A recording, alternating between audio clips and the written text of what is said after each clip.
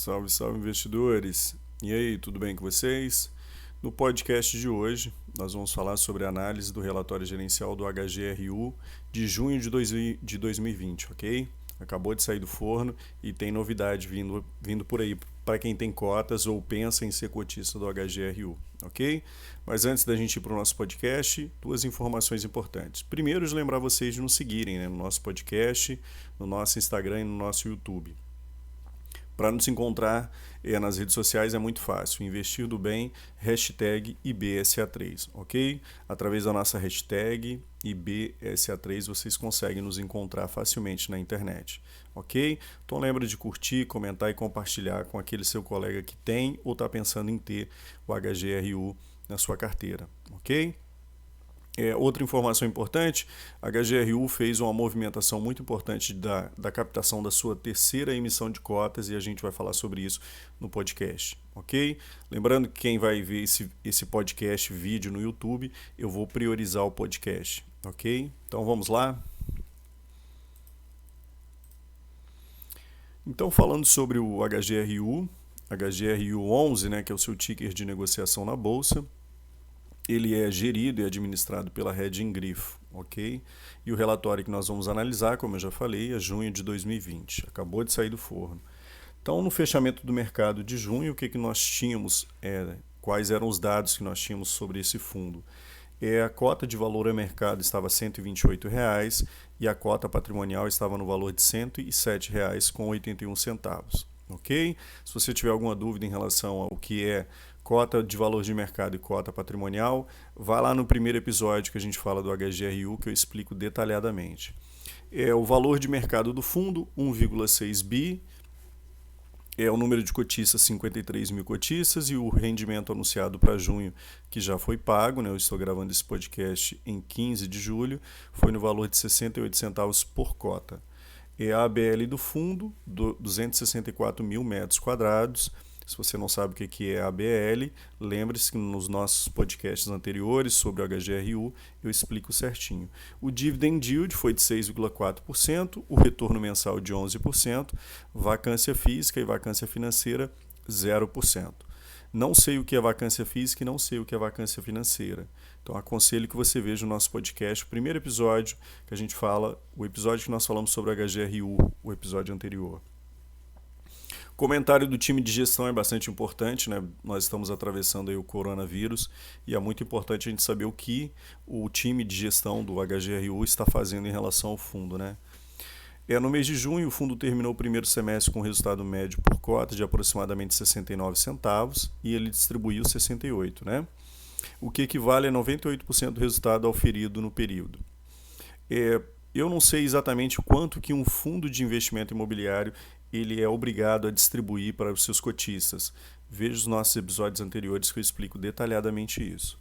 Além disso, o fundo possui ainda 20 centavos por cota de resultados acumulados em períodos anteriores e ainda não foram distribuídos esses 20 centavos. Ou seja, apesar da pandemia e dos diferimentos ocorridos esse semestre, o time de gestão decidiu manter o patamar atual de distribuição, dado que se mostrou sustentável ao longo deste período. O HGRU 11, que é o FII, teve um retorno bruto total de 0% durante o semestre, porém teve um retorno de 34,9% durante os últimos 12 meses. Aqui é importante ressaltar que esse retorno total bruto de zero foi em decorrência do coronavírus, Depois do período de março ali, houve um desespero das pessoas em relação às suas cotas dos fundos de investimento e as pessoas saíram vendendo, enfim, houve um rebuliço grande no mercado aí e por isso, isso também fica embutido nos rendimentos, quando nós vamos levar em conta o retorno total bruto, porque a gente leva em conta tanto os rendimentos recebidos quanto a valorização das nossas cotas. E o HGRU foi um dos fundos que foi muito penalizado, embora agora ele esteja utilizando a expressão meio que do mercado, ele está meio que no hype. As pessoas estão olhando muito para esse fundo porque ele se provou muito defensivo no período da crise. Ainda no mês de junho, o fundo encerrou a sua terceira emissão de cotas, a gente vai falar sobre isso na sequência, de aproximadamente 300 milhões e durante o próprio mês o fundo já realizou as aquisições alvo da oferta em 2 ativos alvos que serão detalhados no capítulo capítulo 4 deste relatório e um material à parte desenvolvido pela equipe de gestão sobre a tese de investimento, e essa tese é a aquisição, UMC e alocação no FII SPVJ11. Então vamos lá, informamos ainda que agora, eles informam que existe um novo site que eles acabaram de repaginar, eles já tinham um site e eles deram uma nova repaginada. Então se você tiver alguma curiosidade sobre os fundos da Red em Grifo, que é da HG, você pode acessar imobiliario.cshg.com.br, ok? Eles estão com a cara nova no site deles lá e é importante a gente dar uma olhadinha, porque por lá a gente pode acompanhar, todos os nossos FIIs, caso vocês tenham FIIs geridos pela Red em Grifo. Nesse relatório procuramos manter a organização estabelecida, como no relatório passado, eles têm feito em 4 partes e agora eles acrescentaram mais 2. No primeiro são resultados e rendimentos, segundo, carteira e mercado, terceiro, resumo de informações, 4, aquisição do MC Vila Leopoldina e alocação do SP VJ11, que é um outro FII, quinto, resultado final da terceira emissão de cotas, e o 6, conversão de recibo em cotas e emissão.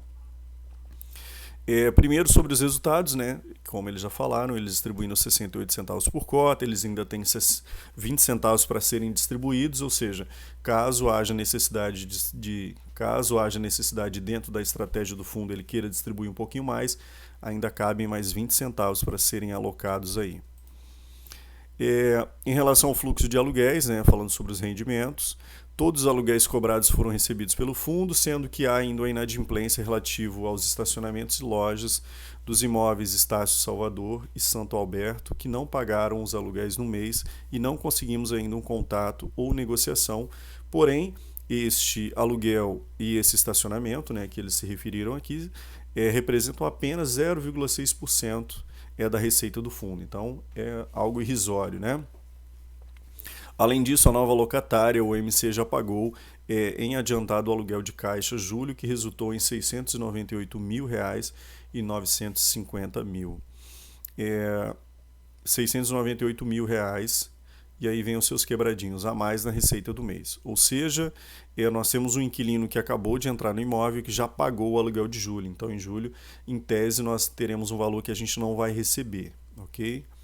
Carteira e mercado, setor educacional. Aqui explicando brevemente, mas no episódio em que a gente fala anterior, que a gente fala do HGRU, eu explico o que é o HGRU, ok? O que é esse fundo HGRU 11, qual é a alocação do fundo, como ele está exposto. Mas, brevemente falando, o HGRU investe no setor educacional e também no setor de supermercados, ok? O setor educacional, conforme já esperado, ainda aguarda a liberação da reabertura das unidades de ensino, em virtude do quê? Do coronavírus, Para evitar aglomerações, o setor educacional do ensino superior suspenderam suas aulas e eles continuaram na modalidade EAD. Vale destacar que o movimento de volta às aulas podem ser acompanhados de medidas restritivas de ocupação do espaço. Todos nós já sabemos disso, Tanto a rede pública de ensino, do ensino médio, do ensino infantil, quanto do ensino superior, nós vamos ter severas restrições aí quanto à questão de aglomeração de pessoas. E o ensino superior não é diferente, Por outro lado, como o HGRU investe no setor varejista, esse setor continua vivenciando um crescimento no decorrer da pandemia, principalmente favorecido pelo pico de demanda que ocorreu logo no início do isolamento. Ou seja, as pessoas se desesperaram, ficaram dentro de casa e o que elas fizeram? Acreditaram que o mundo ia acabar e elas foram e encheram as prateleiras de casa delas com produtos, mantimentos, achando que o mundo fosse acabar. E isso favoreceu o setor varejista, que os mercados começaram a vender muito mais. Durante o mês de junho não houveram novos diferimentos negociados ou pleiteados, o que mostra uma estabilidade e previsibilidade quanto à receita de locação e as negociações de diferimento.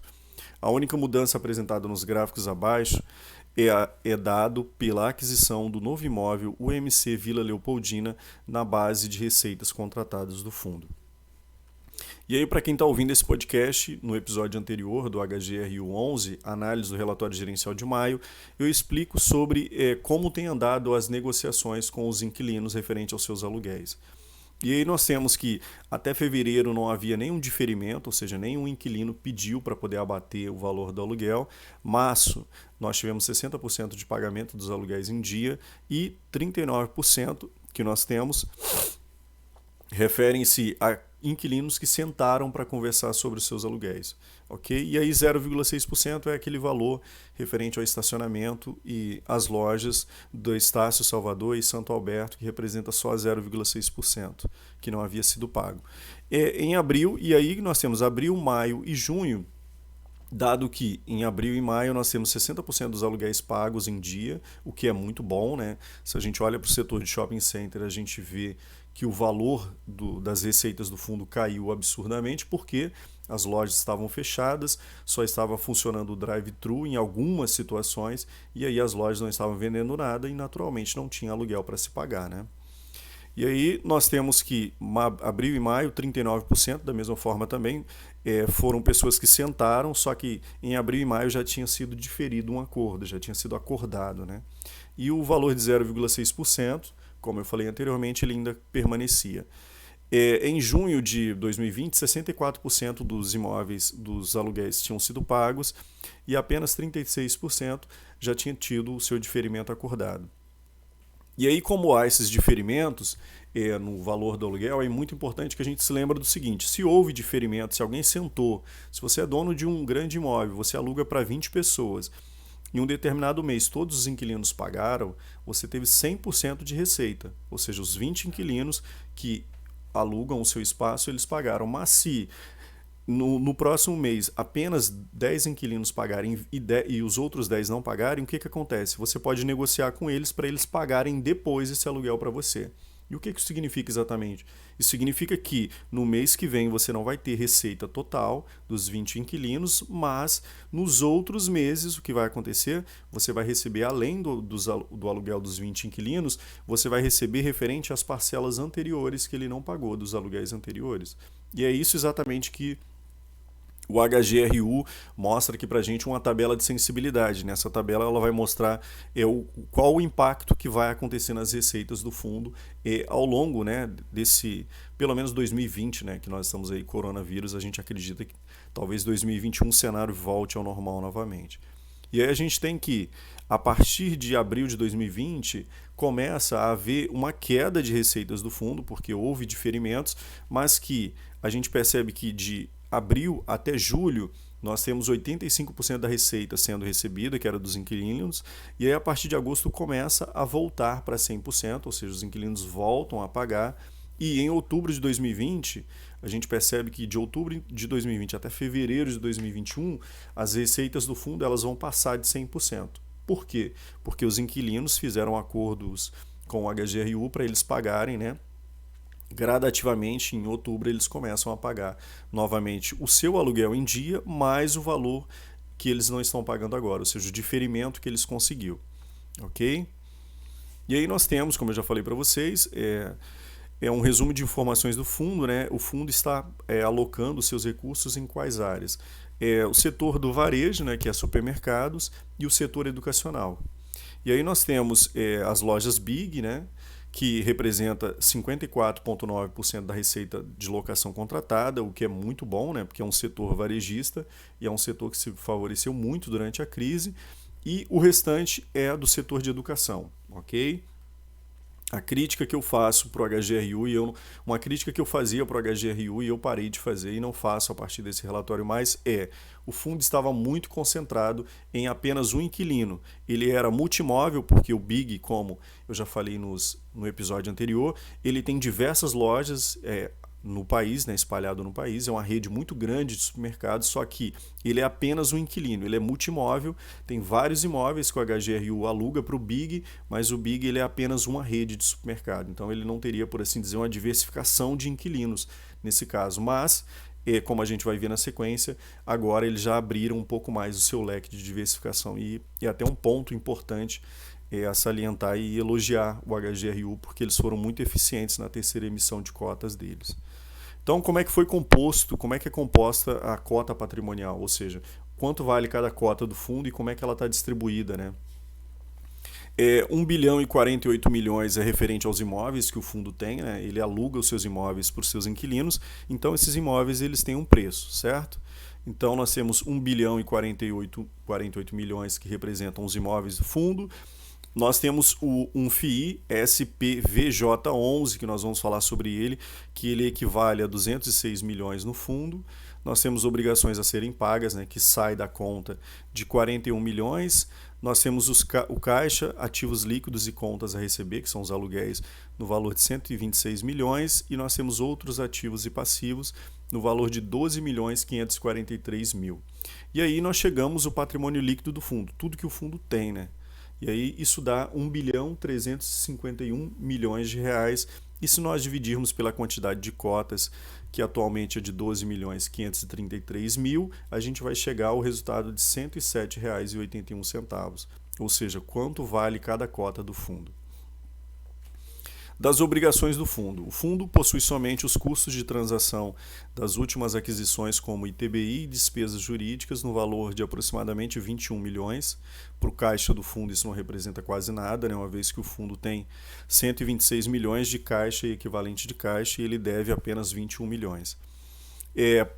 Parcelar da aquisição da UMC Vila Leopoldina, que é uma aquisição recente que eles estão fazendo, no valor de 16 milhões, então é 21 milhões de ITBI e despesas jurídicas, mais 16,3 milhões referente ao UMC Vila Leopoldina, e uma parcela residual de 4,5 milhões da aquisição do edifício Santo Alberto, quando cumpridas determinadas condições resolutivas. Além disso, o fundo possui aproximadamente 110 milhões em fundos de investimento de renda fixa e 15,7 milhões em outros fundos de investimento imobiliário. Okay? Então o fundo tem uma posição muito confortável de caixa. Ele tem uma posição de 110 milhões apenas aplicada em renda fixa. Então ele pode acessar essa quantidade, esses 110 milhões a qualquer momento, se for o caso, se for necessário. E aqui nós temos, né, como está sendo alocado o fundo, né? Qual que é a alocação percentual do fundo. 47% é o varejo em São Paulo, 10% é o varejo no Paraná, que é justamente São Paulo e Paraná das lojas Big, né? Nós temos 21% educacional em São Paulo, 13% RJ na Bahia e 9% educacional na Bahia, ok? E aí seguindo nós temos aqui, né, algumas lojas, né, alguns inquilinos do fundo. E aí nós temos o Educacional na Bahia, que é Estácio Salvador, nós temos IBMEC no Rio de Janeiro, nós temos Angélica São Judas em Santo Alberto, nós temos Sans Clube Atuba e Sans Clube Barigui, que fica no Paraná, e aí nós temos diversas lojas do Big em São Paulo. Tem Indianápolis, tem Max Joaquina Ramalho, Sans Clube Morumbi, Big Granja Viana, Big São Fernando, e aí tem outros que vocês podem conferir. Agora falando um pouquinho sobre a alocação da terceira emissão de cotas do fundo. E isso se refere, como eles fizeram a aquisição, eles fizeram uma nova emissão de cotas, eles receberam grana, e aí com essa grana eles resolveram fazer o quê? Eles resolveram utilizar parte dessa grana para poder adquirir o empreendimento na Vila Leopoldina, em São Paulo, e também alocaram parte dos seus recursos em um outro FII que a gente vai ver na sequência. Com a captação de novas cotas no montante de aproximadamente 300 milhões, ainda durante o próprio mês da liquidação da captação, o fundo já realizou as aquisições-alvo da oferta. Parte desse recurso foi utilizada para a aquisição do imóvel, o MC Vila Leopoldina, no valor total de aquisição de aproximadamente 82 milhões, e outra parte na alocação do SPVJ11 no valor integralizado de 131 milhões, para fazer frente a duas novas aquisições no SPVJ11 e pagamento de obrigações passadas. Lembrando que o HGRU já investia no SPVJ11 e ele voltou a reinvestir. E aí, falando um pouquinho sobre o SPVJ11 e por que essa alocação ela foi tão estratégica e tão importante. Primeiro porque o SPVJ11 ele é um fundo restrito, ele não é para nós, réis mortais, que podemos participar de compra de cotas. Ele é apenas para investidores qualificados, por assim dizer. Investidor qualificado eu nem sei se seria a palavra, porque para acessar esse fundo só é aquela galera que a gente chama de peixe grande, né? Então o HGRU, como ele tem muito dinheiro e ele é um fundo de gestão muito grande, ele pôde comprar. Aqui eu estou tentando simplificar naturalmente, mas o SPVJ11 você não consegue. Se você é um Hellis Mortais como um Hellis Mortal como eu, você não vai conseguir comprar, porque ele é um fundo fechado. Ele é apenas para investidores que têm muito dinheiro. E aí isso é importante porque o HGRU ele não vai na bolsa de valores negociar, por exemplo, cotas do VISC 11, que é um fundo que nós podemos comprar. Ele não vai negociar o HGBS 11, que inclusive é um fundo que eles gerenciam também. Ele vai procurar um fundo que seja para investidores qualificados, e aí o que acontece? Para entrar nesse negócio você tem que entrar com muita grana. E isso é bom porque o sabor das negociações do mercado não vão interferir nas negociações do SPVJ11. Então eles vão conseguir comprar cotas de um imóvel que é fechado e o mercado não vai influenciar tanto na decisão de compra ou de venda. Ok? E aí o que nós temos aqui? Aqui eles vão falar sobre por que eles utilizaram o valor captado na terceira emissão de cotas para comprar o ativo da Vila Leopoldina e para investir também no fundo SPVJ11, ok? E aí eles dizem o seguinte: conforme fato relevante que eles divulgaram em 16 de julho, o fundo firmou a escritura pública de compra e venda do MC Vila Leopoldina, que é o que nós estamos falando aqui, e pela aquisição eles pagaram 81 milhões da seguinte forma: 65 milhões, equivalentes a aproximadamente 80% do preço, foi pago em 17 de julho, e aí eles vão pagar duas parcelas remanescentes no valor de 8 milhões e 140 mil reais, sendo 10%, ou seja, a primeira parcela em 12 meses e a segunda parcela em 24 meses. E aí eles criaram também, de certa forma, algumas restrições para eles pagarem essas parcelas residuais. Uma delas é a Vila Leopoldina, esse prédio Vila Leopoldina, ele tem um inquilino, e esse inquilino é o MC, né, que é a Organização Mogiana de Educação e Cultura. E aí esse imóvel, né, esse imóvel que foi vendido para eles, ele já tem um inquilino, e aí minto, eles já compraram esse imóvel, e nesse imóvel nós temos a Universidade de Mogi das Cruzes, que é a sigla UMC, perdão. E aí a cláusula que eles criaram para pagar 8 milhões 140 mil, que é em 12 meses, e 8 milhões 140 mil, que será em 24 meses, ela tem uma cláusula resolutiva que diz o seguinte: eles só vão pagar esse valor se o inquilino atual, que é a Universidade de Mogi das Cruzes, ela estiver pagando o seu aluguel em dia. Então, de certa forma, eles estão se precavendo de uma eventual inadimplência dessa universidade, ok? E aí o que nós temos? Em decorrência da assinatura nessa data, já entrou em vigor, né, o contrato de alocação atípica, que foi assinado com a vendedora no dia 20 de maio, pelo prazo de 12 anos, ou seja, de 2020 até 2032, a Universidade de Mogi das Cruzes vai estar dentro desse aluguel, vai estar dentro desse imóvel, no valor mensal de R$ 698 mil. E aí eles explicam, né, o aluguel será reajustado pelo IPC, e ainda, né, que a parcela vai ser paga a prazo. A condição para eles pagarem a segunda e a terceira parcela é que o inquilino continue pagando seus aluguéis regularmente. E aí ele vai dizer, né, que a nova locatária do fundo é a Organização Mogiana de Educação e Cultura, a OMEC, instituição de ensino fundada em 62, que passou a atuar no ensino superior há mais de 60 anos. No imóvel alugado ao MEC, opera a Universidade de Mogi das Cruzes com 3 mil alunos matriculados. Por fim, cumpre ressaltar, e aí essa ressalva é que o inquilino ele tem que fazer os investimentos necessários no fundo e continuar pagando seus aluguéis. Agora falando sobre o SPVJ11, que é um outro fundo de investimento que o HGRU tem cotas e que ele não é aberto para nós investidores Hellis Mortais. Neste mês, o fundo investiu 131 milhões no fundo de investimento imobiliário SPVJ11, que possui diretamente 9 ativos varejistas locados em regime atípico ao Grupo Sendas, operador da marca Açaí, em diferentes estados, sendo 7 deles prontos e 2 em desenvolvimento.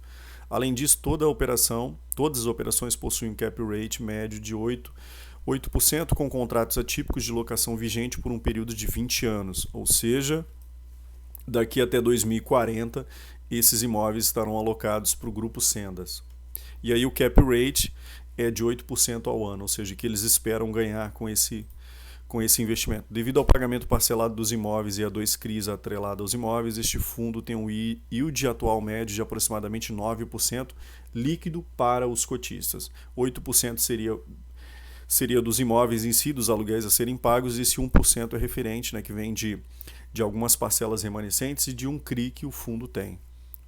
Vale destacar que o fundo já havia investido, como eu falei para vocês, no SPVJ11 em dezembro de 2019, uma quantia de 75 milhões, perfazendo hoje um valor total de 206 milhões. E isso é equivalente a 58% deste fundo. Ou seja, o HGRU 11 é proprietário de 58% das cotas do fundo do SPVJ11. E o SPVJ11 pertence ao grupo Sendas, que são daquela loja atacadista ou açaí. Ok? E aí o que nós temos aqui? O resultado final da terceira emissão, e aí eles vão explicar como foi finalizado essa terceira emissão de cotas.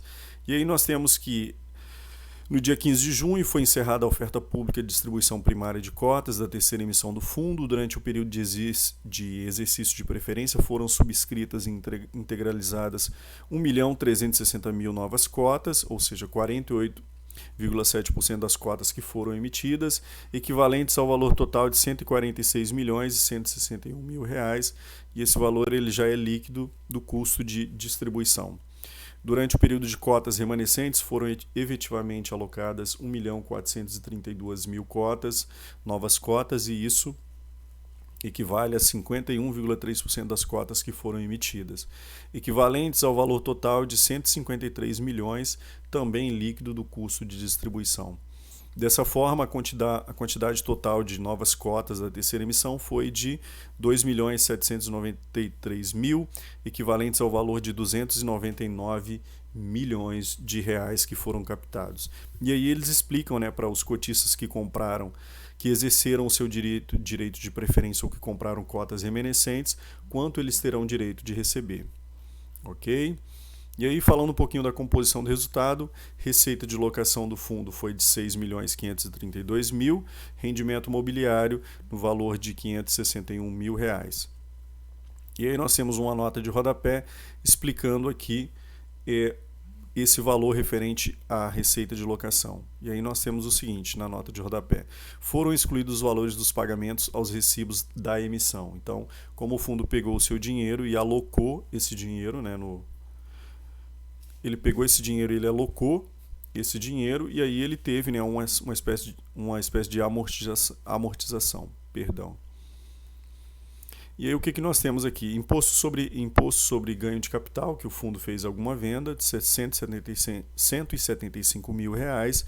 Isso deu um total, se nós pegarmos receita, rendimento menos imposto de renda, 6.920 mil reais, despesas com imobiliária, que são referentes aos imóveis que o fundo tem, de 94 mil reais, despesas operacionais, 727 mil reais. E isso, tirando despesa, pegando receita e tirando despesa, nós temos 6.098 mil reais, e o fundo distribuiu acima do que ele recebeu. Ele anunciou um rendimento de 6.623 mil reais. Aqui nós temos receita de locação, e ele vai falar sobre a receita potencial e a receita que ele de fato recebeu. Ele recebeu, como nós vimos aqui, ele recebeu da receita de locação 6.533 mil reais, mas a sua receita potencial era de 7.712 mil reais. E por que receita potencial? Porque o fundo fez diferimentos para alguns inquilinos. E aí, zero de vacância, não tem carência, não tem desconto que foi dado, adiantamento, atrasos, multas e juros no valor de 698 mil reais. Ou seja, esse valor de 698 mil reais é um adiantamento, que a Universidade de Mogi das Cruzes pagou para o fundo referente a julho. Diferimento, R$ 1.179 mil reais, ou seja, esse valor vai ser pago no decorrer do ano de 2020. E aí a gente percebe que o fundo ele já fixou o pagamento de 68 centavos, e ele vem pagando esse valor desde julho de 2019, uma exceção feita a dezembro de 2019, que ele pagou 74 centavos. E aí o fundo ele vem utilizando, a gente percebe que o fundo em julho de 2019 ele tinha 42 centavos, ele foi acumulando, né, parte do que ele estava recebendo das receitas, ele foi acumulando, e aí a gente percebe que a partir de janeiro de 2020 ele começou a distribuir, né, parte desses rendimentos, desse resultado acumulado. E aí, seguindo aqui, o que nós temos? O fundo tem uma ótima liquidez, isso para quem pretende começar a entrar no fundo. O fundo tem uma ótima liquidez, tem uma ótima negociação mensal, diária e mensal. Então, isso já é sabido por quase todo mundo que está investindo. Se você estiver ouvindo esse podcast e pensa em investir no HGRU, saiba que ele é um fundo que tem ótima liquidez. Então, aqui a composição da carteira do fundo, 75% são os imóveis que o fundo tem, 9% está aplicado em renda fixa, e isso é muito bom porque o fundo pode acessar esses 9% para fazer novos investimentos, né? E isso vai voltar para nós cotistas da seguinte forma: se ele está investindo 9%, se ele tira da renda fixa e coloca em um imóvel, os inquilinos que estão no imóvel vão pagar os seus aluguéis e isso vai vir para nós que somos cotistas. Ele tem 15% da carteira do SPVJ11, né, que a gente viu que ele tem uma aplicação de 206 milhões em cotas desse fundo. E aí o que nós temos e aí sobra remanescentes aqui. Então são 75% imóveis, 1% é cotas de FII, que é referente ao SPVJ11, 15% é do SPVJ11, que ele comprou a participação no fundo, e 9% é renda fixa. E aí nós temos, né, os empreendimentos que o fundo tem, que nós já falamos lá em cima. A diversificação do fundo é bastante importante porque o fundo ele está diversificado entre Paraná, São Paulo, Rio de Janeiro e Bahia. Isso é bom para a gente, né? Então tem uma diversificação geográfica aqui do fundo. Evolução da vacância física, vejamos, o fundo tem 0 de vacância atualmente, e aí ele vai dizer a porcentagem que vem da área educacional, da receita dele, e a porcentagem que vem dos aluguéis varejistas, né? Que isso daqui, depois quem tiver interesse pode dar uma olhadinha com calma. Vencimento dos contratos, o primeiro contrato a vencer é apenas depois de 2024, então tem uma previsibilidade de receitas, né? A revisional dos contratos só acontece, a grande maioria delas, a partir de 2024, isso representa 89% dos contratos. E 10,41% foi revisado ou vai ser revisado em 2020. O índice de reajuste dos imóveis, né, eles serão reajustados, 80% é reajustado de acordo com o IPCA e 19,4% de acordo com o IGPM. A tipologia dos contratos, 89% dos contratos são atípicos e apenas 10% dos contratos são típicos. E a diferença entre contrato típico e atípico, caso você esteja ouvindo o podcast e não saiba, você pode ouvir o episódio anterior que eu explico detalhadamente a diferença entre um contrato atípico e um contrato típico. E aí aqui na sequência nós temos as imagens do fundo, né, as imagens das lojas que o fundo tem e ele aluga, né, e aí nós temos o grupo Big, nós temos o grupo educacional, né, 2 grupos educacionais que o fundo tem atualmente. E aí vejamos se nós temos mais alguma coisa. Não temos mais nada. Então, pelo podcast de hoje era isso. Lembre-se de nos seguir nas nossas redes sociais, Investir do Bem, #IBSA3.